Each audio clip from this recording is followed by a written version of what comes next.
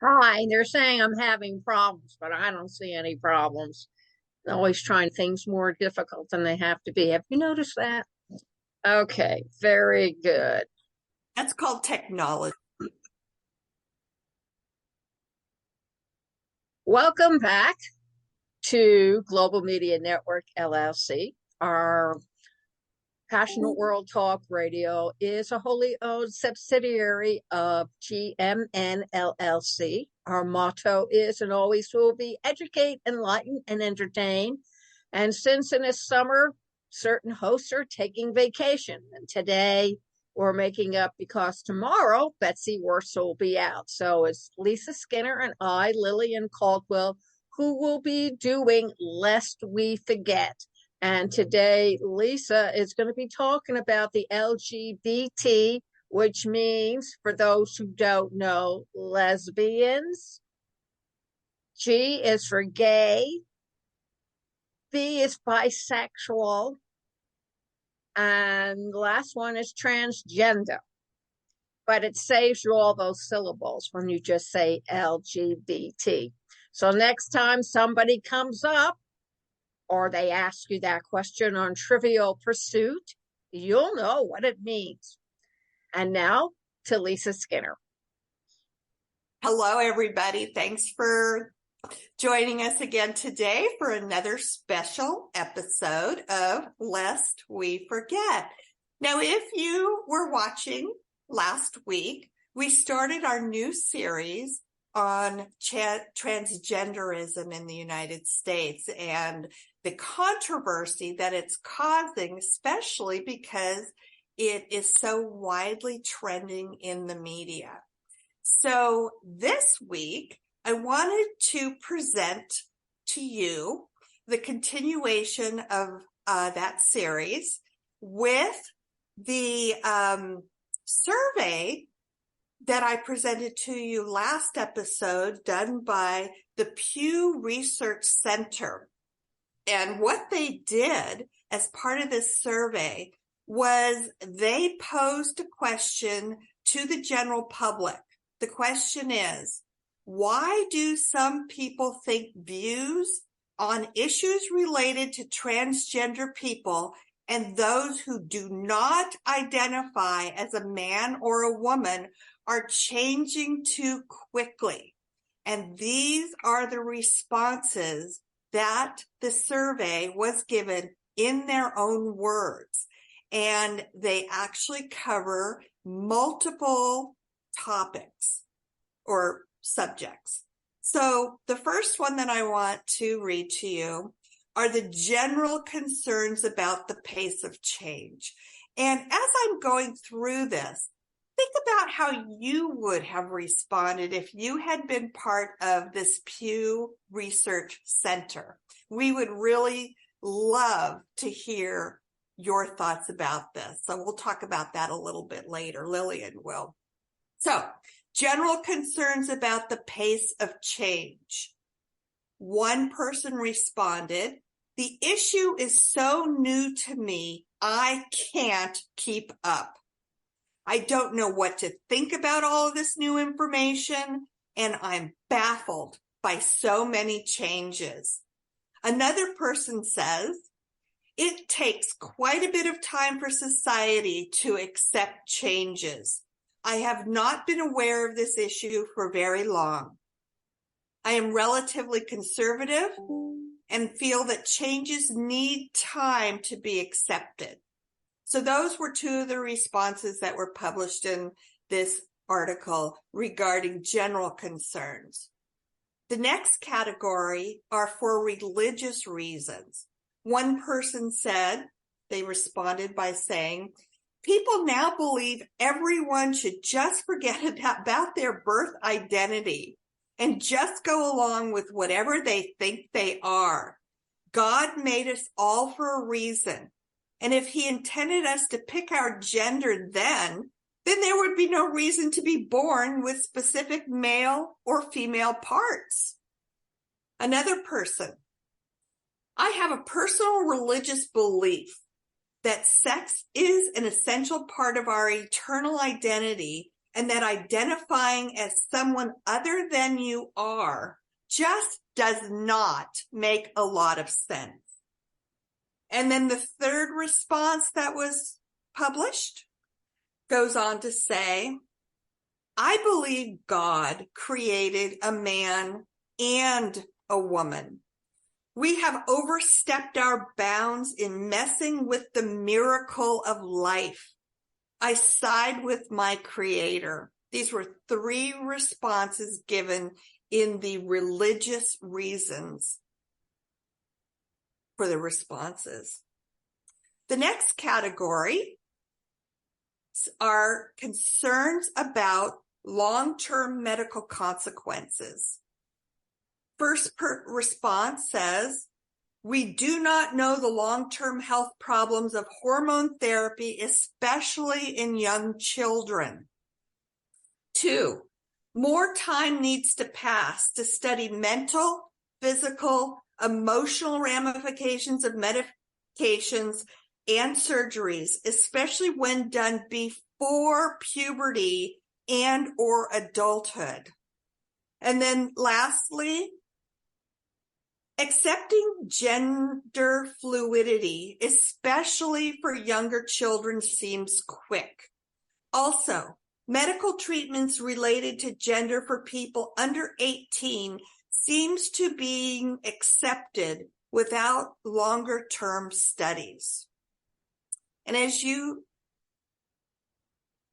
can hear, I am not interjecting any personal comments or responses to any of these, because I want to be neutral and just share with you what was published in this study done by the Pew Research Center when they surveyed the general public. And these are just examples of some of the responses they got. I think they just, really condensed it. But anyway, continuing on, this is the next category. It's a fad driven by media. That's interesting. Yeah. Yeah, I respect people's views about themselves, and I will refer to them in the way they want to be referred to. But I believe it's become trendy because it's being pushed so much in culture, especially for children. The next response. News media, social media, and entertainment media companies are trying to change, and it seems they have been succeeding in changing public opinion on the issue for many people. And then the third response is, it is encouraging kids who are easily influenced to participate in the fad, quote unquote, when their brains are not even fully developed. Okay, next category, concerns about school. First response, elementary school students should not be subjected to instruction on sex identity. Any questions the child asks should be referred to a parent. Next response, I think that young people are exposed to these issues at too early of an age. I believe that is up to the parents, and I oppose schools that want to include it in their curriculum. And then the last response about schools, it's being pushed on society, and especially on younger children, confusing them all the more. This is not something that should be taught in schools. I'm going to pause for 1 second because I just want to bring to everybody's attention, and I have no doubt you've noticed it too.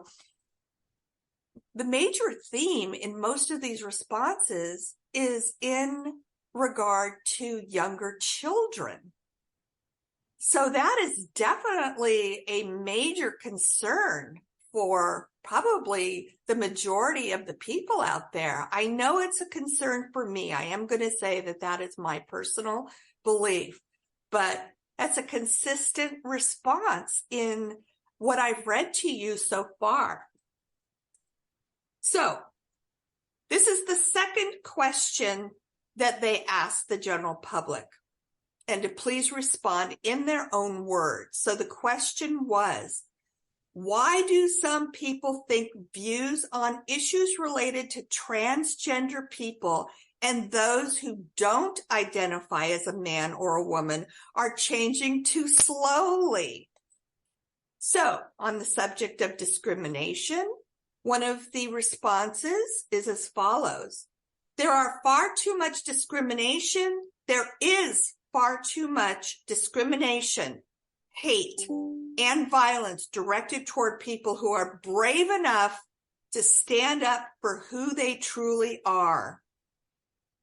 We as a country and as a society need to respect how people want to identify themselves and be kind toward one another. End of story.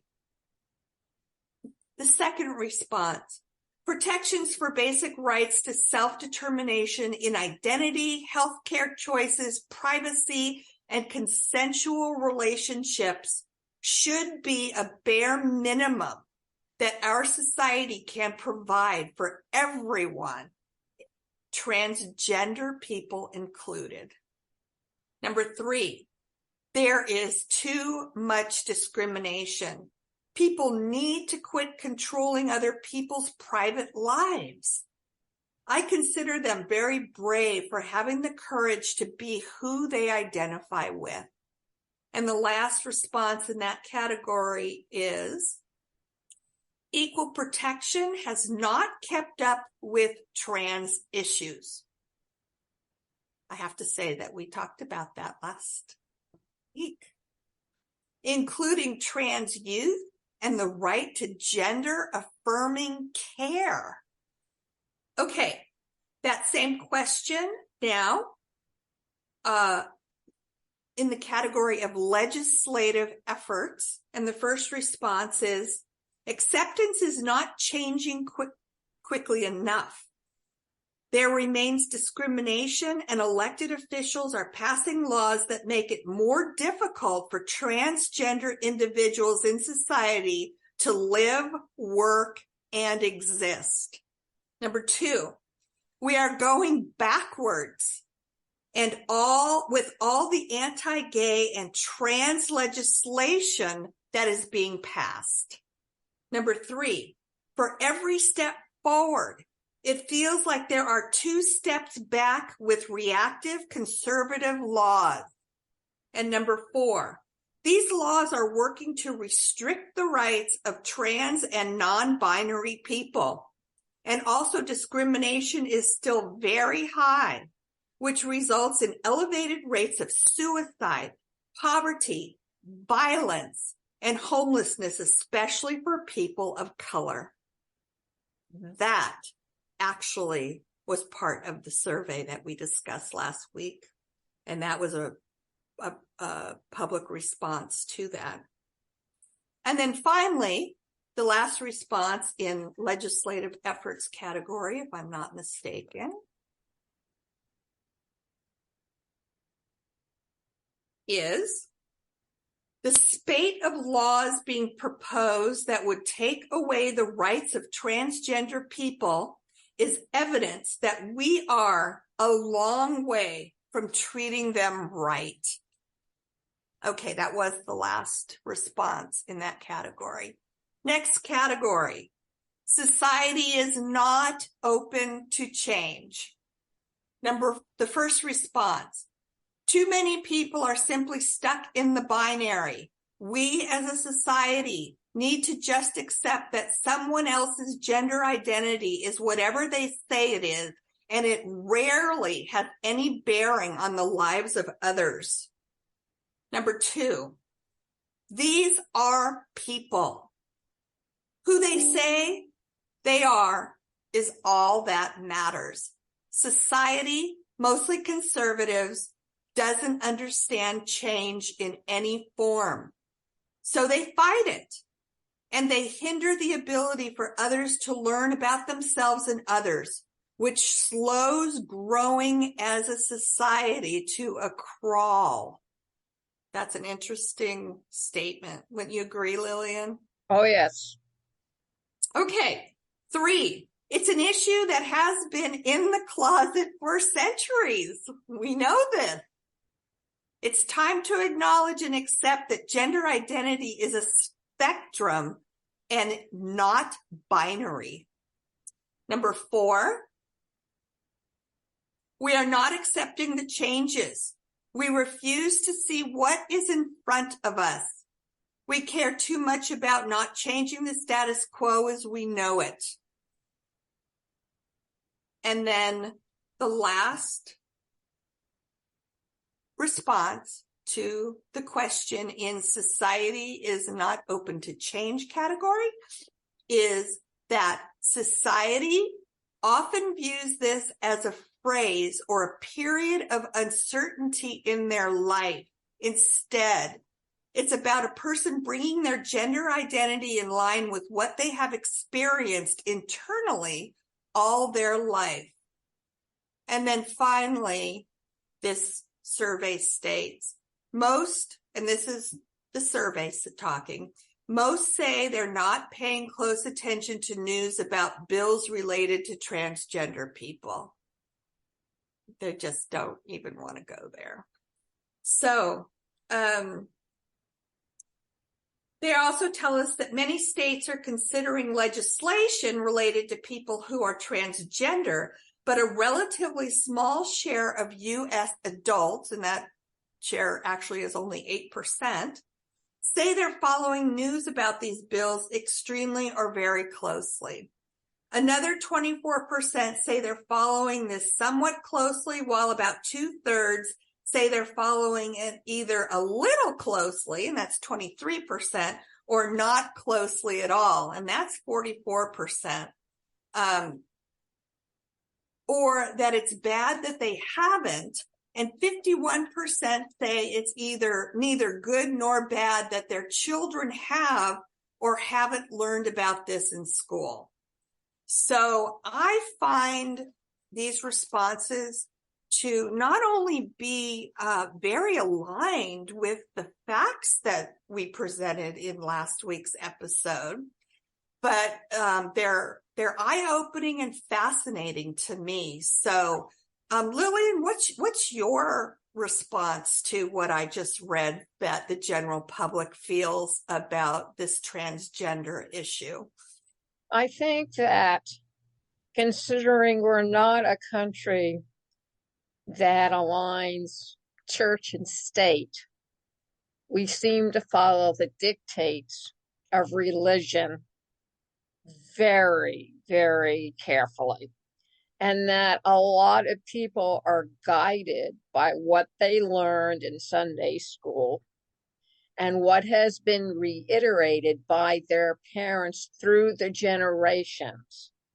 I strongly believe that if you come from a family where your parents are open-minded, what they call liberals, chances are you won't have a really strong opinion one way or another because you are not being threatened by the identity of who you may or may not be.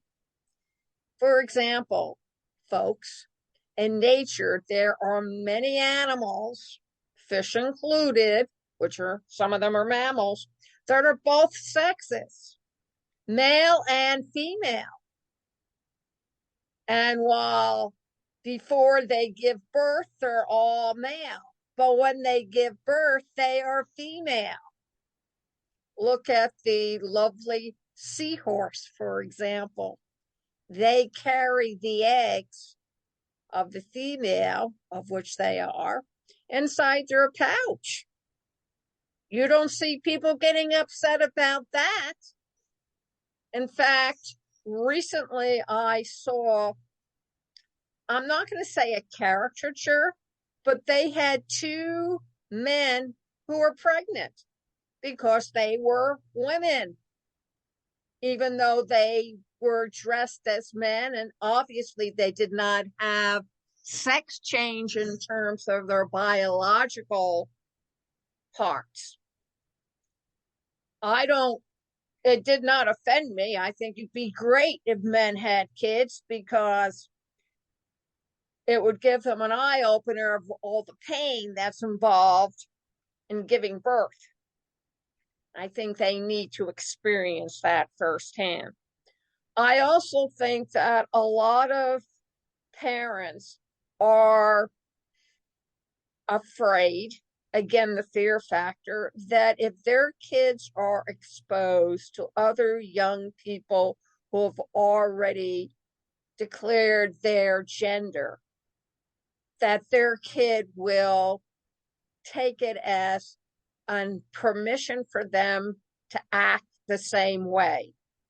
When I wrote my book, Teenagers, A Bewildered Parent's Guide, the number one question from fathers was, what will I do if my son tells me he wants to be a woman? And I said, are you going to stop loving him? No, he's my son. And I said, well, what are you afraid of then? He's the same person. His outward appearance is different, but he's still the same person who still needs your love and guidance to become successful for when he becomes an adult. And just because he's not turning out the way you think he should turn out doesn't mean he's not turning out the way you want him to turn out in the inside. And as long as the inside is in good working order, I don't think there's any problem here, sir, because that's what's important. Now, if be declaring your son is a homosexual, so it's going to make him a prevert, then we have a problem.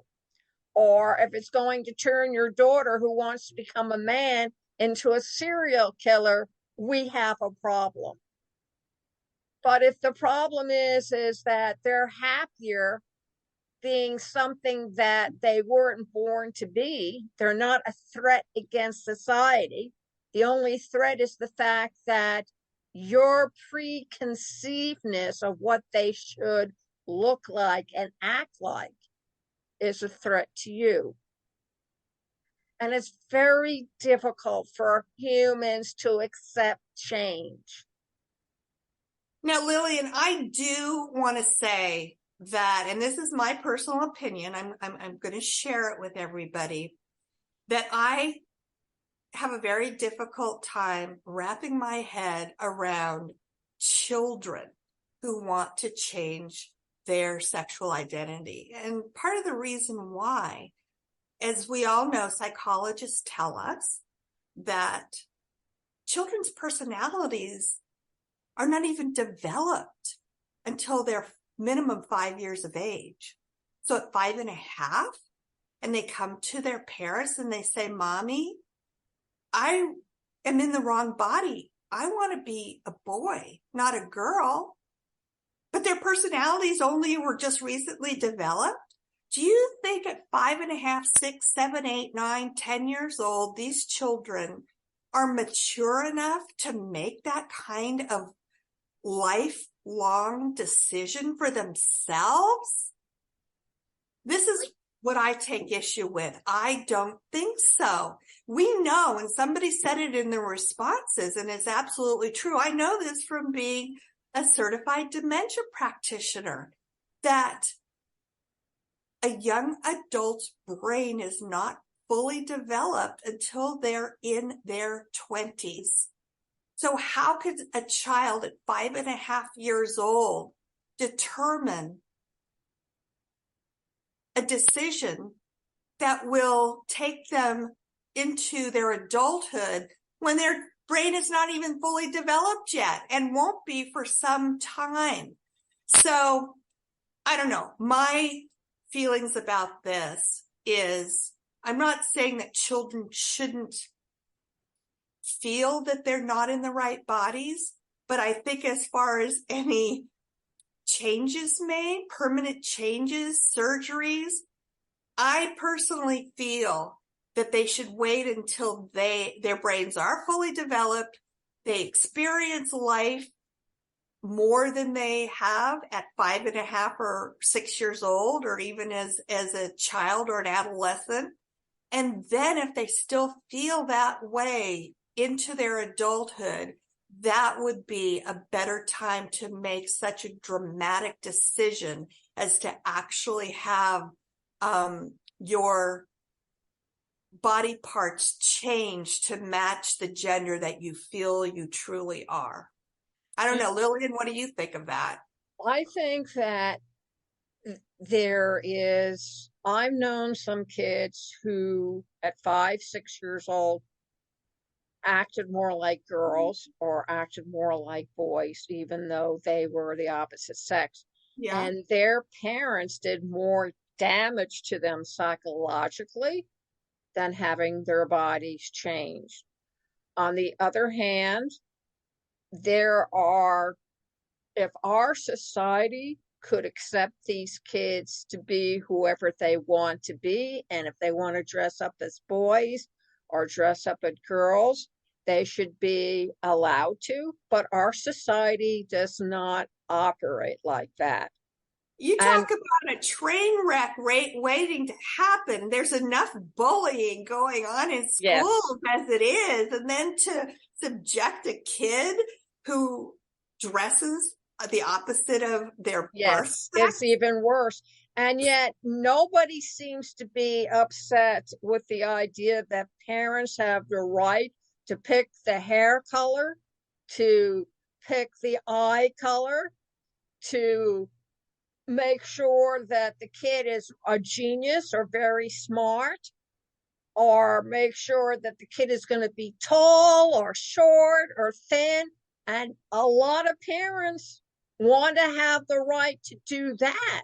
And what I'm thinking is that any worse than a kid at 5 making a decision about they're not happy with the body that they're born in?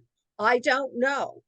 I think it's just as bad to keep on inbreeding, which is what inbreeding does, or to have a Hitler-like structure where you only get blonde hair, blue-eyed kids to be born so that they're all powerful warriors.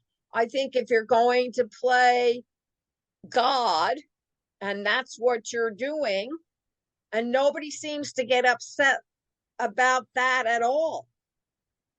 But when a child comes along and says, I'm not happy, do you have the right to say you're much too young because your brain isn't developed yet for you to make a decision on how it's going to influence the rest of your life? Tell me, how many teens think about how drugs are going to change their brains when they're still in the development form? How many That's part teens of my point. and how many Don't teens think about they it. don't think about? Same thing with alcohol, the same thing with syphilis or VD. And then when they're mature enough, a lot of them regret it. But a lot of them regret it, but by that time is too late. Yes. So I think that probably not now, maybe 100 years if we manage to get through 2023 without the atomic bomb being dropped. And trust me, that will mutate us a lot more than anything we're dealing with at the moment. But I really believe that if you really feel sincerely that you're born in the wrong body, that trying to change your body to match your mindset is probably, unless it's super critical, I would think that you would want to at least wait until the kid is 18. And by that, at 18, they're old enough to go to war. And that does rearrange your body permanently, whether you've fully developed your brain capacity or not. But I think that the normal everyday child coming out of a regular middle class family, they don't have the ability to go out and invest in an operation of that sort because insurance won't pay for it. So you're talking about the wealthy. And then let's say they do change their mind later on after they've gone through all this and been subjected to the bullying and the criticism and all the other things that go with it. And then let's just say hypothetically that when they're more mature and have experienced more of life, they decided, oh my gosh, just like the drugs that they have to keep on taking hormones. They had a transgender gentleman on Naked and Afraid. And I was very surprised. And it was a man who had taken the operation, and he was taking his whatever you need to take in order to keep his female features working. And when you're on Naked and Afraid, there's no place to put your prescription drugs. Well, I know I'm being the devil's advocate. And he turned into a woman while he was on the show. And I bet they got good ratings, but you didn't hear anybody say, or I didn't read anything after her appearance on the show, that people were upset by it.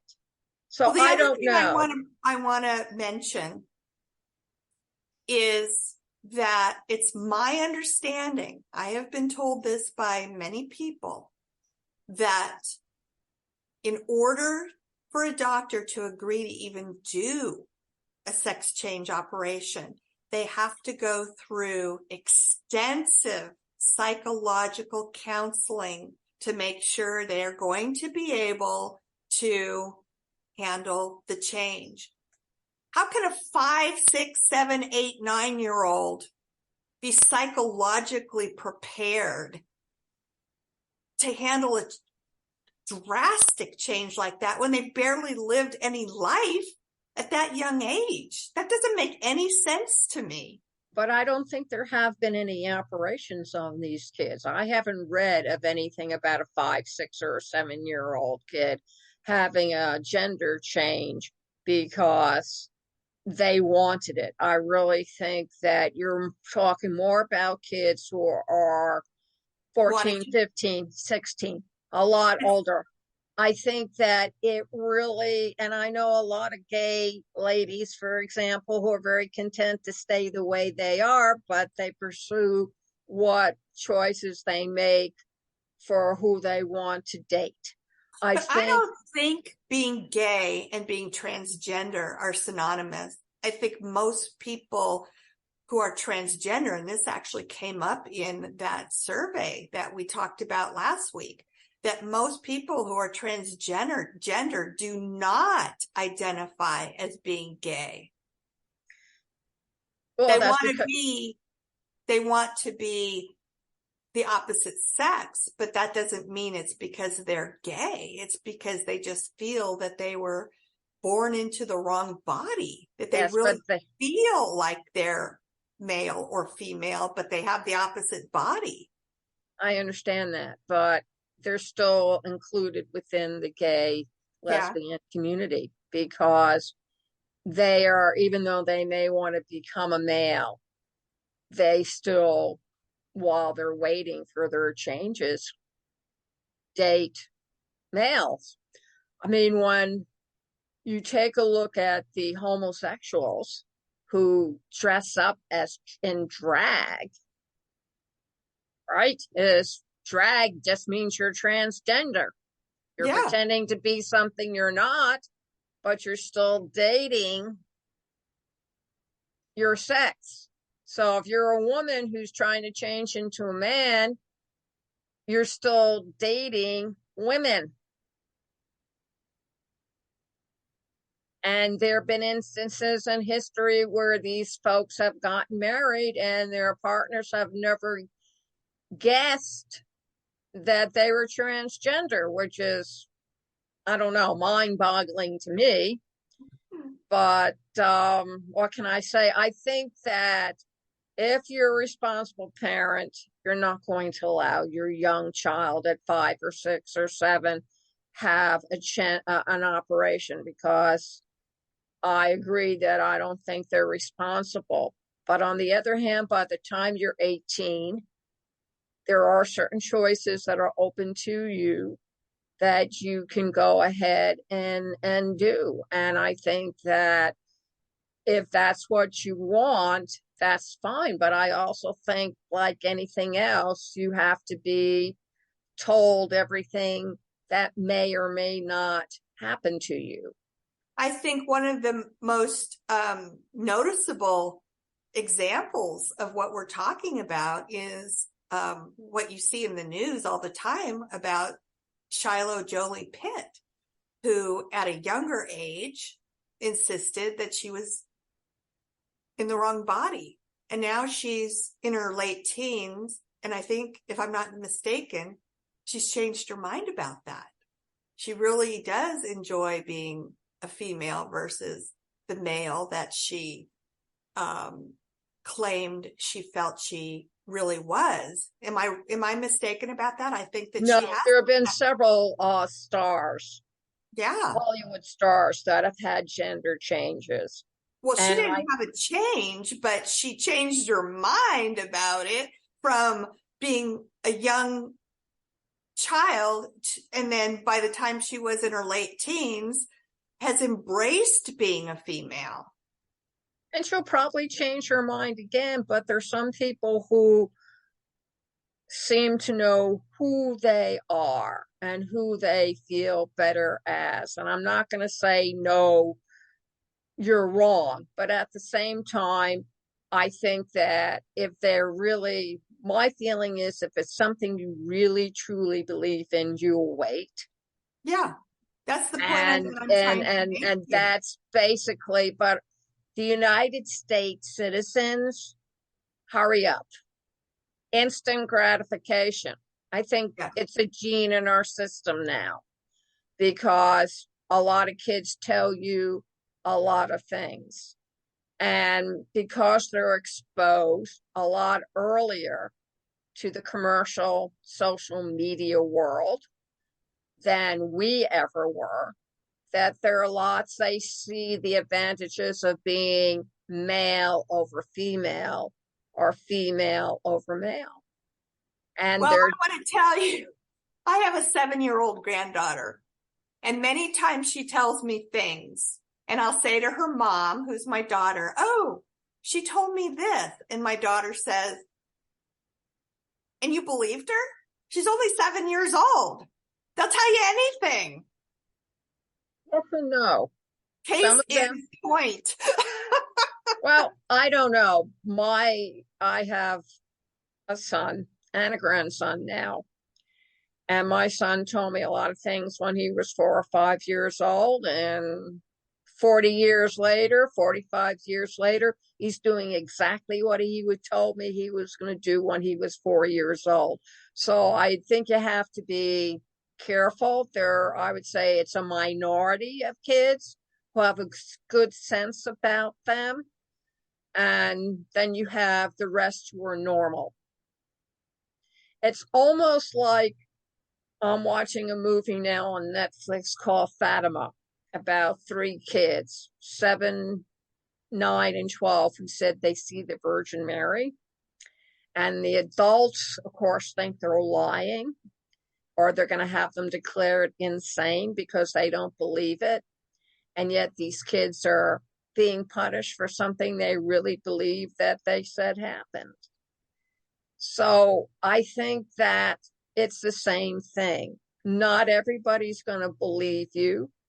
Not everybody's going to believe that you're making the right decision. But I think there's some kids just know. Is it right? I don't know. Do they have the right? I don't know.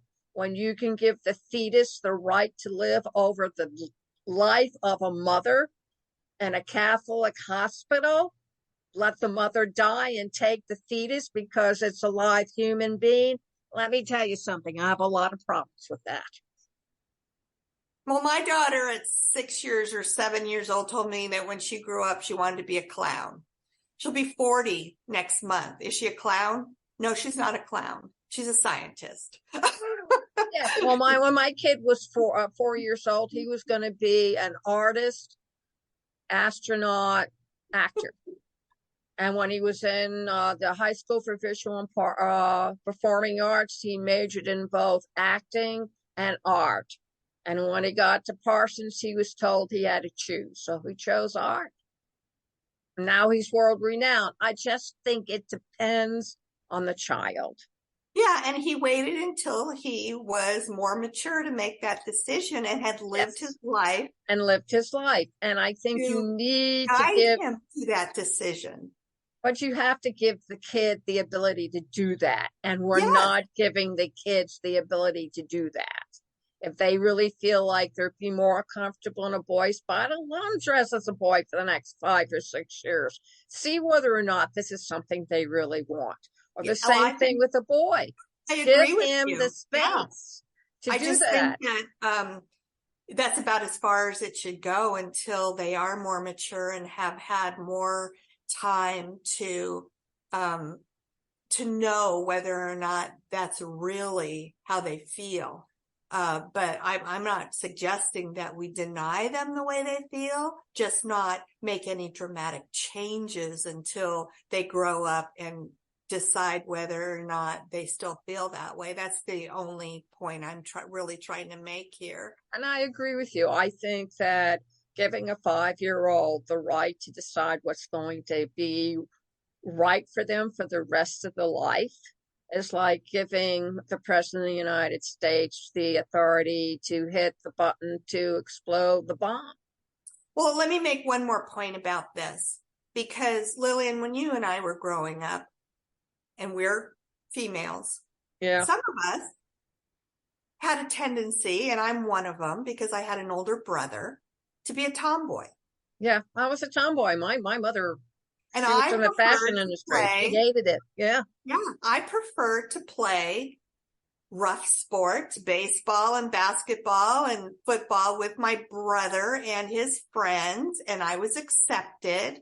I could not participate in any of the leagues because girls weren't allowed to play a little league and a thing, but they allowed me to play versus playing. Now I did have a younger sister, so I guess I was a hybrid, because when I was around my brother and his friends, I was tomboyish. And when I was around my sister, I played Barbies with her. And that was perfectly acceptable and perfectly okay. My parents never once said to me, Lisa, are you in the wrong body because you like to play football with your ruffian brother and his ruffian friends?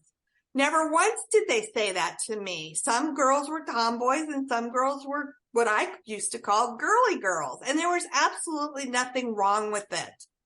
So, if a girl feels like she's in the wrong body at 8, 9, 10 years old and prefers to play sports versus playing with Barbie dolls or American Girl dolls or whatever the latest fad is, I think that's perfectly okay. But that's part of the experience that will guide them to discover how they really feel about their gender identity later on. Absolutely. I mean, people like to play dress up. I never dressed up in my mother's shoes. I dressed up in my father's clothing. I was always a toreador for Halloween. A what? Didn't occur, a toreador, bullfighter. Oh, okay. I got to stick sharp sticks into a bull and kill him. Come on. I loved watching war pictures, and I played cowboys and Indians, and I was always the nasty person who killed people. I enjoyed it. My mother wasn't too thrilled about it, but I really did not care. I didn't turn into a boy because that type of terminology and understanding, I mean, I didn't hear about gays until I was in my 30s, because it wasn't anything that was brought up in our generation. Now, when my son came home and said, Mom, some boy hit on me, he knew exactly what he was saying. I said, How old? Oh, he explained to me what the boy wanted. I said, next time he tries that, punch him in the nose. Well, how old was he? Ben was 10. Oh, my goodness.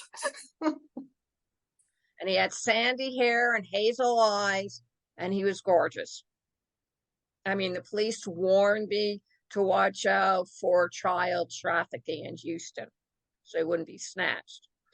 And he said, but I don't believe in fighting. I said, trust me, just kick him, you know where.